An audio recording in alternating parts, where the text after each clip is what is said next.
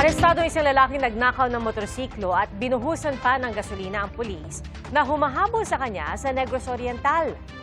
Sa kuha ng CCTV, makikita na pagdating ng suspect sa gasolinahan sa bayan ng Amlan, agad niyang kinuha ang gas pump. Sinita siya ng mga empleyado pero binugahan sila ng gasolina gamit ang gasoline pump.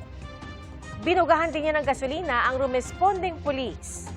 Nagpambuno ang suspect at ang pulis hanggang sa naaresto ang lalaki sa tulong ng isa pang pulis. Ang suspect hinahabol pala ng mga otoridad matapos umanong tumangay ng isang motorsiklo sa bayan ng San Jose.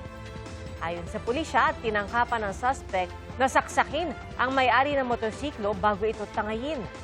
Nabawi sa suspect ang motorsiklo at maharap sa patong-patong na reklamo ang suspect. Naobserbahan naman ng pulis matapos mabugahan ng gasolina sa mukha. Mga kapuso, maging una sa saksi. Mag-subscribe sa GMA Integrated News sa YouTube para sa iba't ibang balita.